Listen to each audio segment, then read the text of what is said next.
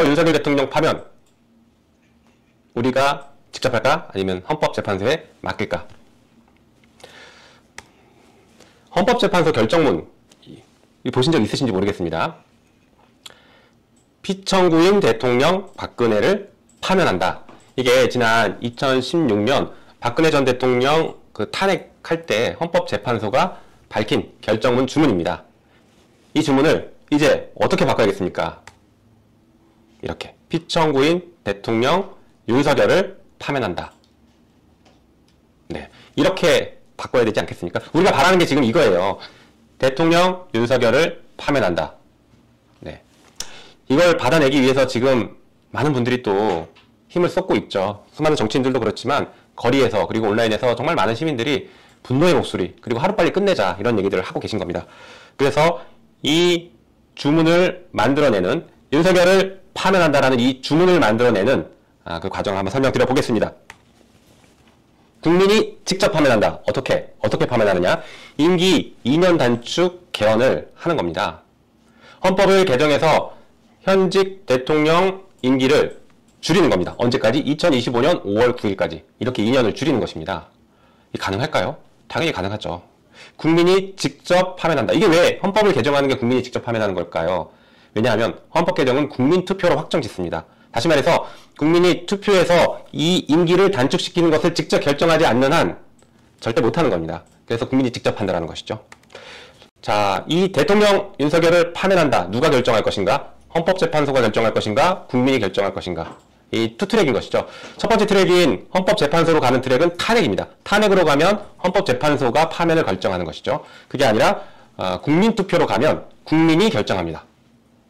국민투표로 간다는 건 헌법 개정을 얘기하는 것이죠. 자, 그래서 누가 결정할 것인가? 헌법재판소가 결정할 것인가? 국민이 결정할 것인가? 여러분들의 선택에 달려 있습니다. 저는 국민투표로 끝내자라는 것을 계속 제안드리고 말씀드리고 있는 것이죠. 헌법을 개정해서 국민투표로 끝낸다는 것은 국민 소환제를 의미하는 것입니다. 어떻게 하는 것이냐? 부칙을 개정해서 임기를 2년 단축시키는 거 아까 말씀드렸죠. 헌법을 개정하는 절차는 어떻게 보면 복잡하지만 또 어떻게 보면 간단할 수 있습니다. 헌법 개정안을 국회가 발의를 합니다. 150명의 의원이 발의를 합니다. 그러면 그 개정안에 대해서 대통령이 20일 이상 공고를 하고 그리고 국회에서는 60일 이내에 표결을 하도록 되어 있습니다. 60일 이내에 표결하는데 제적 3분의 2인 200명 이상이 찬성을 하면 그 헌법 개정안은 국회를 통과하게 되는 것이고요. 그 통과된 헌법 개정안을 30일 이내에 국민투표로 확정짓는 것입니다. 국민투표 너무 어려운 거 아니야? 이렇게 생각하실 수도 있겠지만요. 국민투표는 국회의원 선거를 할 수 있는 총선거인단의 과반수, 다시 말해서 그냥 국민 과반수, 유권자 과반수가 투표를 하고 그 투표한 사람들의 과반수가 찬성하면 됩니다. 헷갈리시면 안 되는데요. 국민 전체의 과반수가 찬성하는 게 아니라 과반수가 투표를 하고 투표한 사람의 과반수가 찬성을 하면 국민투표로 헌법 개정을 확정짓는 것입니다. 그래서 국회를 통과하고 그 다음에 국민투표로 확정짓는 방법. 뭘 확정짓는다고요? 현직 대통령의 임기를 2년 줄이는 것을 국민투표로 확정짓는다는 것입니다. 이게 가능할까요? 당연히 가능하죠. 헌법을 개정할 수 있는 사람은 주권자인 국민입니다. 국민이 결정하면 얼마든지 가능합니다. 자, 그동안 거리에서 그리고 온라인에서 수많은 시민들이 윤석열 대통령, 윤석열 정권 퇴진을 요구하고 있습니다. 탄핵이건 하야, 자진 하차건 아니면 어떤 방식이 됐든 빨리 물러나라. 아니면 빨리 끌어내리자. 이런 얘기를 하고 계시거든요. 그때 요구하시는 목소리는 크게 두 가지.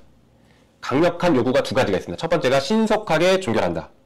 하루라도 빨리 내려와라. 이겁니다. 두 번째가 면책 안 된다. 다시 말해서 반드시 법적 책임 물려야 된다. 잘못한 거 처벌해야 된다. 심지어는 반드시 구속시켜야 된다. 이런 말씀들을 하고 계세요. 이 두 가지가 그동안 요구됐던 핵심입니다. 빠르게 끝낸다. 면책 안 된다. 이 두 가지죠. 그런데 여기에 저는 하나를 더 추가해야 됩니다. 진짜 핵심은 국민이 직접 끝낸답니다. 국민이 내 손으로 심판한다. 여러분, 다른 사람에게 혹은 국회에게 헌법재판소에게 해라 요구하시는 것보다 내가 할게 라고 직접 심판하는 거 얼마나 간명하고 그리고 국민들의 의사에 정확히 부합하는 것이겠습니까?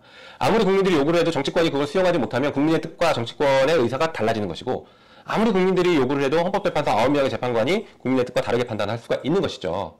그렇지만 헌법 개정을 통해서 국민투표를 한다는 것은 국민의 뜻을 그대로 반영하고 그대로 관철시키는 것입니다. 그래서 직접 파면한다는 국민투표만 가능한 것이죠. 자, 핵심은요, 이겁니다. 탄핵보다 국민투표가 더 빠를 수 있다. 또 하나는 직접 심판한다입니다. 과연 탄핵보다 빠를까요? 지난 박근혜 대통령 탄핵 때에는 국회에서 탄핵이 가결되고 그게 헌재로 넘어가서 심판 끝날 때까지 한 100일 정도 걸렸습니다. 그런데 헌법 개정을 하면 우리 헌법 규정상 한 110여일 왔다 갔다 정도 걸릴 수 있어요. 그래서 얼핏 보면 더 걸릴 수도 있을 것 같죠. 하지만 꼭 그렇지 않습니다. 그 국회에서 60일 이내에 투표하도록 되어 있는데 그 60일을 얼마든지 단축시킬 수 있는 것이에요. 그렇기 때문에 오히려 탄핵보다 빠를 수 있습니다. 그리고 더 중요한 건 탄핵에 대해서 합의 가능성보다 개헌을 통한 임기 단축, 이게 헌법 개정이 합의 가능성이, 정치권의 여야 합의 가능성이 조금 더 높습니다. 계속 말씀드렸지만 입장을 한번 바꿔놓고 생각하면 국민의힘 입장에서는 다시 탄핵을 당하는 것보다 개헌을 통해서 새로운 시대를 여는데 그래도 손잡고 나갔다, 돌아 나갔다, 올려놨다 라고 국민들께 평가받고 싶을 것입니다. 여기서 이제 우리가 또 아쉬운 게 지난 총선 때 야권이 단독으로 200석을 넘었다라고 하면 이렇게 아쉬운 소리 할 필요 없죠. 어떻게 보면 탄핵이라는 절차를 통해서 국민의힘과 대통령이 진짜 정치권에서, 우리 한국사의 정치권에서 정말 정치사에서 사라질 수 있게 만들 수도 있었을 것 같은데 국민들께서는 야권에게 200석을 허용하지 않으셨습니다. 그렇다면 이 현실에 맞게 지금 주어진 정치 상황과 현실을 우리가 고려하고 국민들께서 거기까지 나아가는 건 허락하지 않으셨으니까 그렇다고 하면 지금 상태에서 여야가 합의해서 처리할 수 있는 방식으로 가야 되는 것이죠. 탄핵도 마찬가지입니다. 탄핵도 국회에서 200석이 필요하거든요.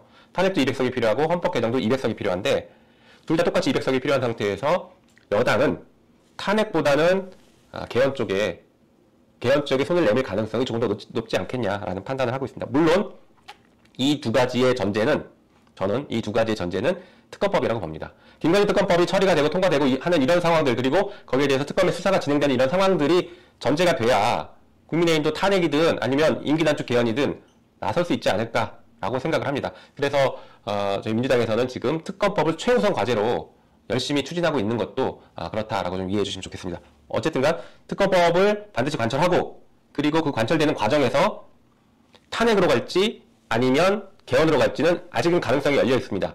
우리의 목표는 똑같습니다. 윤석열을 파면한다. 아까 말씀드렸죠? 윤석열을 파면하는데 파면의 주체가 헌법재판소이냐 아니면 국민이냐, 이 차이만 있습니다. 목적지는 똑같아요. 그러면 이 결정을 국회에서 하는 그 순간이 왔을 때 그때 타협 가능하고 가장 가능성이 높은 쪽으로 결정이 날 수 있겠죠.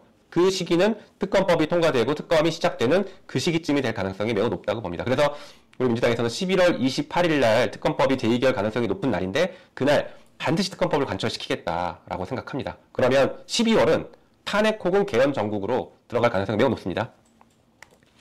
자, 국회에서는 가만히 않습니다. 일단 시민사회에서 먼저 임기 2년 단축 개헌을 제안해 주셨는데 어제 국회에서 한 30여 분 정도가 대통령 파면 국민투표 개헌연대를 출범시켰습니다.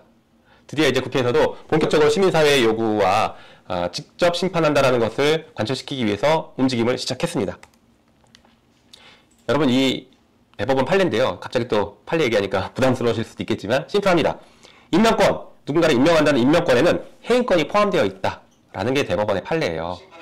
자, 이것을 역으로 윤석열 대통령을 선출하는 권한에는, 국민의 선출할 수 있는 권리에는 뭐가 포함되어 있겠습니까? 당연히 파면권, 해임권은 다시 말해서 공무원을 파면을 시키는 거니까 파면권. 선출권에는 파면권이 포함되어 있다고 보는 겁니다. 그래서 이게 국민주권을 실현하는 길이다라고 제가 계속 강조드리는 것입니다. 국민이 직접 뽑았으면 국민이 직접 파면시킬 수 있어야 한다. 그래서 헌법 개정으로 얼마든지 가능하다는 것입니다. 우리 대통령 파면 국민투표를 위한 개헌연대의 목표는 크게 한 4가지입니다. 첫 번째가 임기를 2년 단축하는 개헌을 추진하겠다. 저희가 이제 제일 먼저 들고 나왔던 것이죠. 기존의 임기 1년 단축 개헌안들이 논의가 됐던 적들이 있습니다. 그런데 임기 1년 단축 개헌안이 크게 힘을 받지 못했고 자연스럽게 사라졌던 이유는 탄핵보다 느리기 때문이었습니다. 그리고 그 과정에서 혹시 면책시켜주는 거 아니야? 라는 의구심 때문이었거든요. 그런데 제가 아까 뭐라고 말씀드렸습니까? 임기 2년 단축은 탄핵보다 빠를 수 있습니다. 더 빠를 수 있어요. 그리고 면책은 절대 안 된다가 기본 원칙이고 그래서 특검법부터 간다. 이렇게 분명히 말씀드렸습니다. 그래서 빠르게 그리고 면책 없이 처리할 수 있는 것이 바로 임기 2년 단축 개헌이다라고 해서 말씀드렸습니다. 말씀드린 것처럼 그리고 면책은 절대 안 된다는 게 저희 입장이고 또 하나가 국민투표를 국민이 직접 파면한다. 이 국민주권을 관철시키겠다는 게 저희 목표입니다. 그리고 마지막으로는 다양한 정치 세력과 연대를 한다라는 것을 저희 목표로 삼고 있습니다. 기존에도 촛불 혁명 때 기억하실 겁니다. 정말 수많은 정치 세력들이 라다양한 목소리, 시민들의 목소리가 광장으로 쏟아져 나왔죠. 뭐 예를 들면 세월호 유가족 협의회에서도 진상규명, 진실을 밝혀라라는 그런 요구들이 있었고 많은 국민들이 거기 또 호응했습니다. 지금은 어떻습니까? 세월호도 마찬가지로 여전히 문제점들이 아직 다 밝혀지진 않았지만 이태원 참사에 대해서 진상규명해라라는 많은 목소리들, 유가족 협의회도 그렇고 국민들의 목소리들이 계속 쏟아져 나오고 있거든요. 그것을 포함해서 뭐 노동 문제, 아니면 환경 기후 문제, 여성 문제, 안전 문제 등등 여러 가지 수많은 아젠다들과 수많은 목소리들이 우리 사회에 있는데, 그리고 거리와 온라인에 그 목소리들이 있는데 그 목소리들을 하나로 모아서 연대할 수 있는 방식인 겁니다. 탄핵은 누군가를 과감하게, 그러니까 대통령을 과감하게 파면시키는 것에 초집중, 미세하게 집중한 절차라면, 개헌은 파면의 효과도 가져오지만, 그러니까 탄핵을 국민투표로 하는 방식이기도 하지만 개헌 안에 무엇을 담을 것인가에 대해서는 여전히 논의를 할 수 있기 때문에 폭넓은 세력들과의 연대가 가능합니다. 그래서 저희 개혁연대는 폭넓은 시민사회의 연대를 추진하려고 합니다. 자, 지금까지 말씀드렸던 것들이 지난번에 한번 말씀드린 임기 2년 단축 개헌을 해야 된다라고 하는 것들을 요약해서 압축해서 좀 설명을 다시 드렸습니다. 그 이후에 수많은 질문들이 있었어요. 그 질문들 먼저 좀 볼까요? 이 질문, 첫 번째 질문이 이제 있는데 그 전에 이런 질문도 있었습니다. 국민투표로 가려면 지금 국민투표법이 일부가 헌법 불합치되어 있어서 국민투표 어려운 거 아니야? 라고 말씀 주시는 분들이 있습니다. 법적으로는 타당한 지적일 수 있는데요. 그것도 개정을 하면 되기 때문에 얼마든지 가능합니다. 대통령 거부권 행사하면 어떡해? 라고 좀 걱정하실 수도 있죠. 자, 아까 뭐라고 말씀드렸죠? 개헌은 200석이 필요합니다. 개헌을 하려고 하는 정치 세력이 연합해 있으면 대통령 거부권도 다 무력화시킬 수 있어요. 200석이기 때문에. 그래서 법률을 개정하고 가는 것이 대통령 거부권에 막히지 않습니다. 그래서 국민투표법 개정하고 그 다음에 개헌을 하는 절차, 국민투표까지 다 어떻게 보면 무난하게 잘 순조롭게 치를 수 있습니다. 그래서 그 문제는 크게 걱정 안 하셔도 된다는 걸 다시 한번 강조드릴게요. 자, 탄핵이라는 지름길이 있는데 왜 돌아가는 방법을 택하고 있느냐라는 질문들도 있었습니다. 맞습니다. 탄핵이 경우에 따라서는 가장 빠르고 어떻게 보면 안전해 보이는 길일 수도 있죠. 그런데 아까 말씀드렸던 것처럼 탄핵은 역시 국회에서 200석 이상이 필요합니다. 다시 말해서 국민의힘에서 이탈표가 필요한데 국민의힘이 탄핵 트라우마, 탄핵에 대한 두려움이 있기 때문에 탄핵을 합류하는 데까지는 시간이 더 걸릴 수 있습니다. 그리고 아까도 말씀드린 것처럼 같은 시기에 탄핵과 개헌이 동시에 만약에 이루어진다고 하더라도 실제 기간을 단축시킬 수 있는 것은 아무래도 개헌일 수 있다. 여야가 합의하면 그 60일이라는 기간을 매우 신속하게 짧게 단축시킬 수 있거든요. 그래서 더 빠를 수 있다는 장점이 있습니다. 게다가 국민투표로 가면 인수위를 구성할 수 있습니다. 대통령 선거일이 언제인지를 미리 확정 지을 수 있기 때문에 인수위를 구성해서 안정적인 정권 이양이 가능합니다. 다시 말해서 질서 있는 퇴진이 가능한 것이죠. 그리고 면책 안 된다는 건 제가 분명히 말씀드렸죠. 탄핵으로 가면 전직 대통령 예우에 관한 법률에 따라서 예우들이 다 박탈된다. 그런데 개헌으로 가면 그거 박탈 안 되는 거 아니냐라고 말씀하시는 분들도 계실 수 있습니다. 일단은 맞는 말씀이긴 한데요. 아까 저희가 뭐라고 말씀드렸습니까? 특검을 통해서 수사를 해서 대통령의 잘못도 처벌하겠다고 했죠. 대통령의 잘못이 처벌되면 그때부터는 똑같이 전직 대통령 예우에 관한 법률에 따라서 모든 예우가 박탈이 됩니다. 그래서 탄핵의 효과와 시간차는 조금 있을 수 있겠죠. 형사재판이 확정될 때까지의 시간차는 있겠지만 결국에 최종적으로는 예우가 다 박탈되는 것은 동일할 것이다 라고 말씀드릴 수 있습니다. 자, 국민소환 개헌 진행을 할 때 여당의 협조가 필수적인데 이게 의견 대립이 생길 경우에는 결국은 추진하지 못하는 것 아니냐, 이런 얘기들을 주시는 경우도 있어요. 자, 아까도 말씀드린 것처럼 탄핵도 200석, 개헌도 200석입니다. 그래서 어차피 국회에서 200석이 필요하고 여당의 이탈이 필요한데 여당의 이탈 가능성은 그래도 개헌이 이탈 가능성이 더 높을 수 있다는 겁니다. 물론 이런 것들도, 이런 시나리오도 가능해요. 탄핵을 먼저 하고 직무를 정지시킨 다음에 그 다음에 개헌으로 끝내자, 이렇게 말씀하시는 분들도 있거든요. 당연히 열어두고 있습니다. 계속 말씀드리지만 탄핵과 개헌은 대통령 윤석열을 파면한다라고 하는 목적지에 가는 방법 중에 하나예요. 양쪽 날개입니다. 새가 거기까지 날아가야 되는데 양쪽 날개예요. 그래서 어느 쪽으로 가는 게 더 빠를지, 어느 쪽으로 가는 게 더 확실할지는 최종적인 결정 순간에 우리가 함께 지혜를 모아서 결정하면 됩니다. 자, 그래서 탄핵을 먼저 시켜서 직무 정지를 시켜놓은 상태에서 개헌으로 가자라고 말씀 주시는 분들 말씀도 옳습니다. 맞습니다. 그러려면 그 전제가 여당에서 탄핵을 동의를 해줘야 됩니다. 그래서 만약에 여당이 탄핵을 동의만 한다면 탄핵을 먼저 가서 직무 정지시키고 최종적으로는 개헌으로 임기를 마무리시키는 것도 저는 얼마든지 가능하다고 보고 있기 때문에 그 가능성도 열어두고 협상에 임할 생각입니다. 자, 다음 한번 볼까요? 모든 대통령에 대해서 국민 소환할 수 있게 되는 것 아닌가라는 말씀을 주셨습니다. 자, 뭐 결론적으로는 가능한 얘기입니다. 그런데 저는 앞으로 우리가 헌법을 개정하면 이런 개정을 했으면 좋겠어요. 첫 번째, 진짜 대통령에 대해서 국민 소환제를 아예 명시적으로 두는 방법. 물론 거기에 이제 국회의원에 대한 국민 소환제를 두자는 얘기도 있으니까 그것까지 포함해서 뭐 할 수 있죠. 어쨌든간 대통령에 대한 국민 소환제를 두는 방법을 명시적으로 헌법 개정하는 방식이 있습니다. 또 하나는 지금의 탄핵제도를 좀 바꾸는 거예요. 지금 탄핵제도는 대통령에 대한, 적어도 선출직에 대한 탄핵제도 같은 경우는 헌법재판소로 가는 게 아니라 국회가 의결하면 국민투표로 최종 결정을 하게 만드는 것입니다.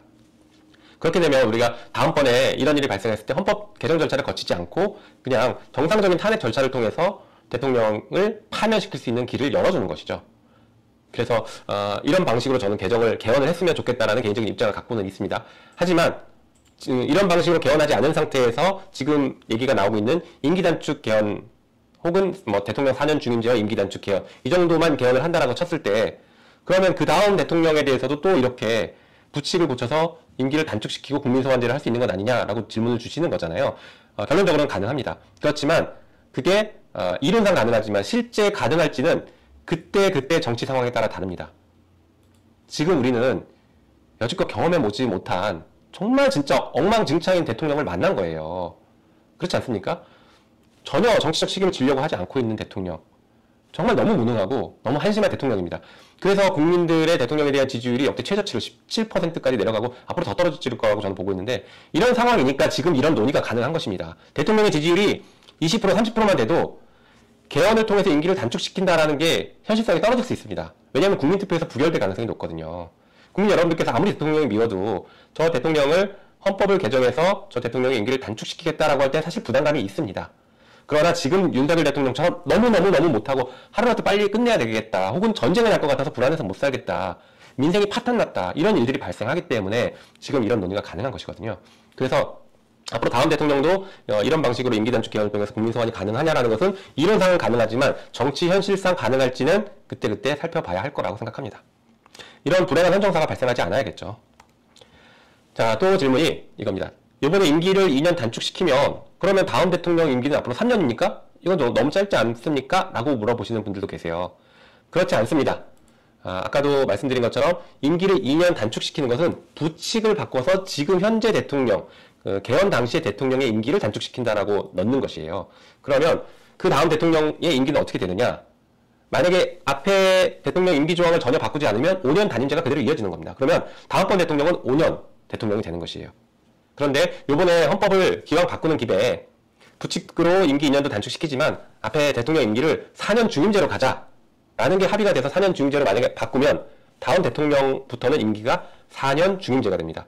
그래서 일을 못하면 4년, 일을 잘하면 8년까지 국민의 선택을 다시 받으면 8년까지 대통령을 할 수 있는 것이죠. 그래서 이번에 임기를 2년 단축시킨다는 것은 지금 윤석열 대통령만 한정해서 임기를 단축시킨다는 것을 명확하게 구별해 주시면 좋겠습니다. 이 얘기 정말 끊임없이 많이 질문하시는데요. 의원 내각제로 가는 것 아니냐라는 의심의 눈초리를 마구 보내십니다. 여러 번 강조드렸죠. 의원 내각제 절대 아닙니다. 자, 다시 한번 말씀드리지만 부칙을 통해서 현직 대통령의 임기를 2년 단축시키는 것이고요. 앞에 대통령의 임기를 우리가 만약에 고친다면 4년 중임제로 간다라고 하면 당연히 대통령제죠. 어떻게 보면 지금 5년 단임제 대통령보다 더 강력한 대통령제가 될 수 있어요. 물론 중간에 정치적 심판을 한번 받고 정치적 선택을 한 번 더 하는 것이 국민들에게 유리하니까 그렇게 가는 거지만 경우에 따라서는 일만 잘하면 8년짜리 대통령을 만들 수 있는 겁니다. 이게 무슨 의원 내각제입니까? 더 강력한 대통령제가 될 수도 있는 것이죠. 그리고 의원 내각제로 갈 수 없다라는 것을 또 하나 말씀드려볼게요. 지금 대부분의 국민들이 의원 내각제에는 반대하는 입장입니다. 물론 저도 개인적으로는 뭐 절대 반대죠. 아까 개헌할 때 개헌이 어떻게 확정된다고 했습니까? 바로 국민투표로 확정됩니다. 만약에 의원 내각제로 가는 게 있다라고 하면 국민 여러분들께서 국민투표할 때 부결시키면 돼요. 그렇지 않습니까? 여러분들이 직접 결정하는 것이에요. 국회가 결정하는 게 아닙니다. 국민이 최종 결정하기 때문에 의원 내각제를 난 받아들이지 않겠어 라고 하면 부결시키면 됩니다. 그래서 의원 내각제를 받아들이지 않는다는 목소리들을 정치권이 이미 잘 알고 있기 때문에 이번에 임기 단축 개헌을 할 때 의원 내각제로 개헌을 하다가 자칫 윤석열 대통령 임기 2년 단축이 부결돼 버릴 수 있어서 그런 도전, 무모한 도전하지 않습니다. 저 역시도 결세 반대할 것이니까 의원 내각제로 갈 것이다라는 우려는 지금 단계에서는 안 하셔도 된다라고 생각합니다. 물론 저는 앞으로도 의원 내각제로 가지 않고 대통령 중심제로 가야 된다고 생각을 하고 있기 때문에 계속 지금처럼 그대로 갈 것이긴 한데요.